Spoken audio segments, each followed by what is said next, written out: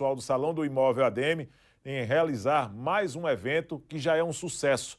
Já tem uma tradição e uma credibilidade no Centro de Convenções até este sábado, mais uma edição do Salão do Imóvel ADM, que é a realização de um sonho para muita gente. Falando em realização de sonho, a pandemia acabou provocando mudanças significativas nos negócios e isso inclui o comportamento dos consumidores. São mudanças que podem ter impacto permanente nas relações de consumo.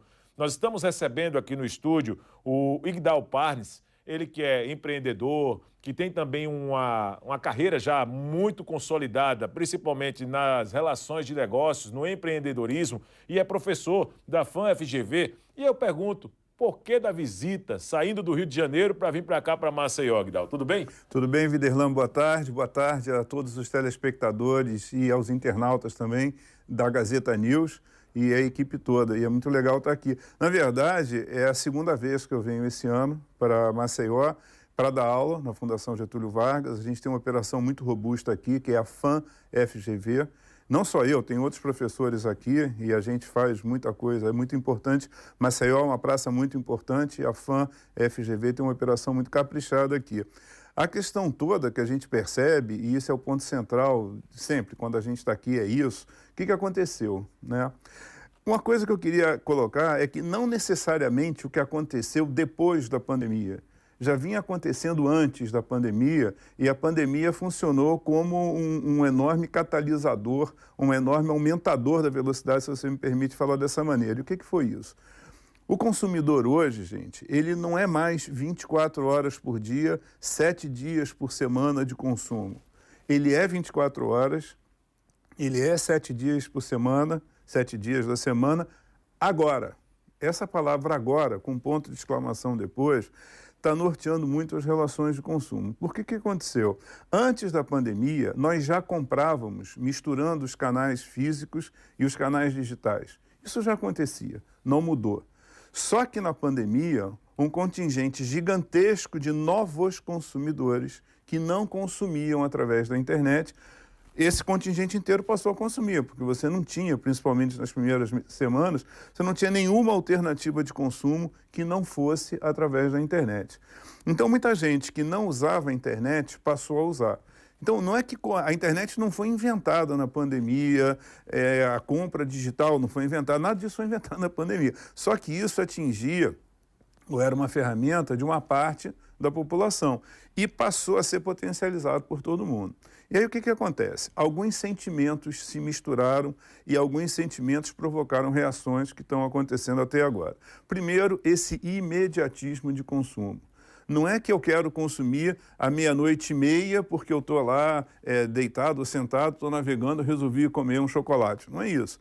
É que eu não quero esperar para o chocolate chegar na minha casa. Entendo. Então, além de toda uma operação de internet que está sendo montada, várias operações físicas também foram montadas na época da pandemia. Mas vou dar um exemplo claro. Hoje a gente tem em vários prédios um mini mercado dentro do prédio. Então, vai demorar meia hora para chegar, se for através de uma plataforma de pedido. Sem a necessidade humana, né, professor? Precisamos dizer isso, porque tudo de forma operacional. É verdade, é verdade. Né? É tecla, né? Então, a gente percebe, primeira coisa, imediatismo de consumo. Segunda coisa, é uma aversão, isso é uma coisa muito interessante, a comunicação em tempo real. O que está acontecendo? Eu estou dialogando com você, Viderlan, nós estamos aqui. Né? A nossa conversa está acontecendo exatamente agora, sexta-feira, sei lá que dia, sei lá que horas.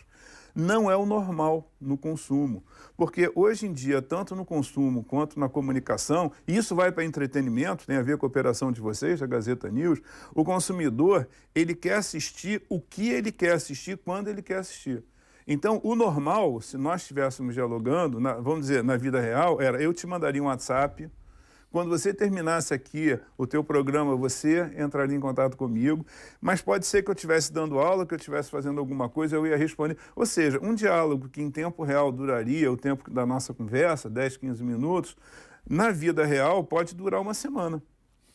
Eu juro a você, eu vou falar para vocês estão ouvindo, eu tenho WhatsApps não lidos há 3, 4 dias no meu telefone. Tem, tá certo? Porque são assuntos que eu não quero tratar agora, quero tratar depois. Por quê? Porque esse deslocamento é uma característica do consumidor.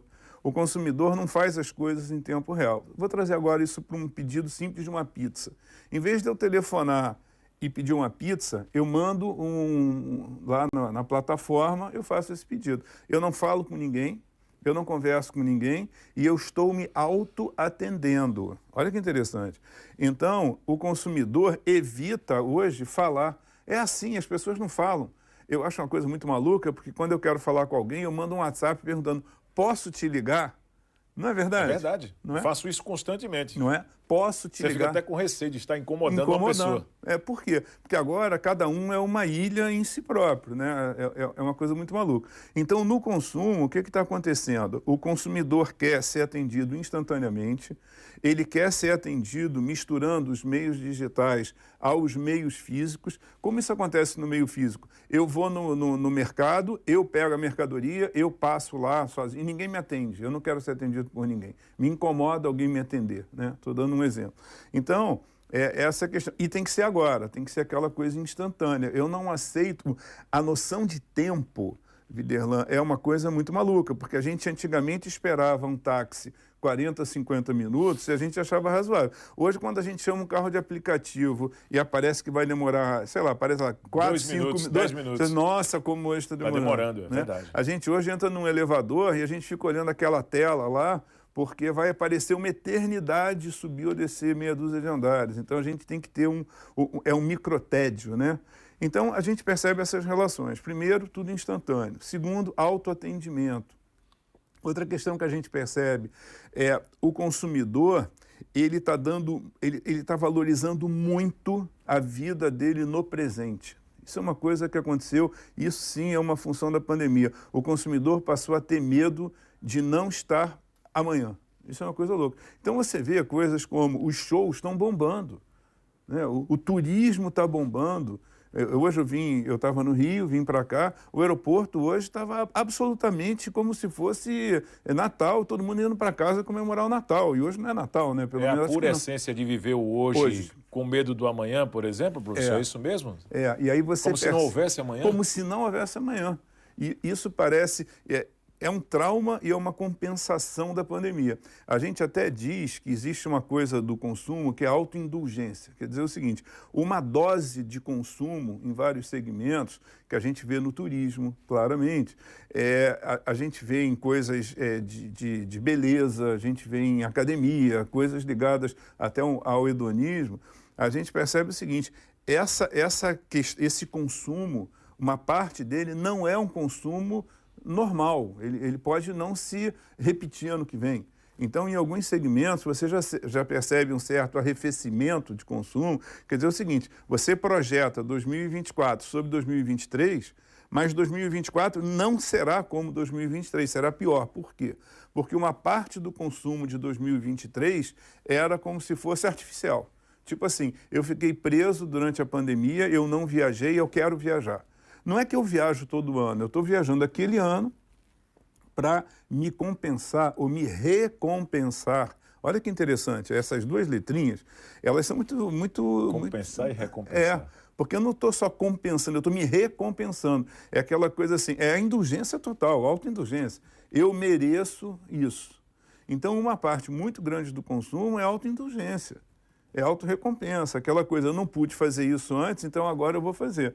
E ainda tem esse anabolizante de consumo que é porque amanhã eu posso não estar, né? Muita gente ir embora, infelizmente, na pandemia. Então é aquela coisa assim, eu vou viver o que eu posso viver, né? Eu vou viver agora. Então você tem várias circunstâncias de consumo que estão, de fato, afetando os mercados. O que é interessante é que isso, a gente está falando sobre o ponto de vista do consumidor, né? O consumidor. Claro. Agora, se você vai para o lado do empresário... Isso aqui em Alagoas, inclusive tinha uma segunda pergunta a fazer, mas eu vou até ajudar, tá? Também o Igdal Parnes, ele que é professor da FGV, nos dando esse prazer aqui de um bate-papo muito agradável, porque a segunda pergunta aqui era quais os principais desafios das empresas neste período pós-pandemia. Mas pegando o cenário aqui, há mais ou menos uns 5, 6 anos, já fazia matérias, na época eu estava na reportagem na rua, sobre a quebradeira em galpões, em lojas que surgem, que não são assim de áreas consideradas a gastronomia. Confecções, lojas de vestuário, fábricas. Tem como explicar isso? Tem. Faz parte de uma mudança também? Tem. O consumidor não está indo mais para a loja física, é isso? Está comprando pela internet? Olha, de novo, eu sou muito defensor de um consumo online e offline, né? E o consumo a gente até chama de O2O, O2O. É o online gerando tráfego para o offline e o O2O invertido, que é o offline gerando tráfego no online. Então, é uma simbiose, é a simbiose perfeita. Quando a gente começa a ver quebradeira, quando a gente começa a ver problemas, tem vários fatores aqui. Eu nunca acredito que um bom resultado ou um mau resultado seja decorrente só de fatores internos ou só de fatores externos. Né? A gente costuma dizer, o avião não cai por conta de uma coisa só. Né? O avião cai por conta de uma série, foi a tempestade perfeita, né? Ou o dilúvio perfeito. Então, isso funciona para o sucesso também. Você não consegue explodir positivamente no mercado apenas baseado em um fator. Isso geralmente é uma combinação, é uma boa combinação ou uma má combinação. Quando a gente começa a perceber essa quebradeira, você começa a ver o seguinte: várias operações acreditavam que a barriga no balcão era tudo que era necessário fazer para o consumidor chegar na loja. Né? Então, isso é um problema, é um problemaço, isso daí.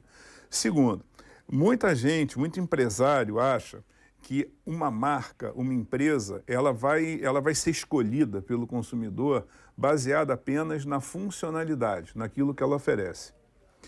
E aqui, gente, é muito importante a gente perceber o seguinte: a funcionalidade, aquilo que a gente oferece, o atendimento que a gente dá e até mesmo a marcação de preço, a funcionalidade é um pilar de uma marca. Um pilar.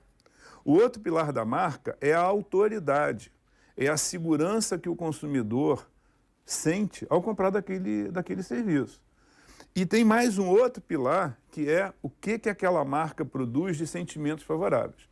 Então, o que eu quero dizer com isso? Muitas vezes você fala assim, nossa, mas a minha confecção tem uma roupa tão boa, melhor do que aquela confecção está bombando e a minha não está. Por quê? Porque não necessariamente a decisão de compra do consumidor passa pelaquela camisa ou aquela blusa ser melhor ou ser pior. Até porque ser melhor e ser pior é uma questão muito subjetiva. Claro. Não é? Eu estava conversando com o pessoal em Goiás há uns meses e eles estavam muito aborrecidos. Não vou falar a marca para não favorecer ou prejudicar a marca, porque eles eram de uma concessionária, de uma determinada marca, e eles estavam perdendo o mercado para um produto do concorrente. Aí eles estavam dizendo assim, poxa, mas o nosso carro é mais bem construído, o banco do nosso carro é melhor, o motor tem uma engenharia melhor. Eu falei, olha só, isso é funcionalidade.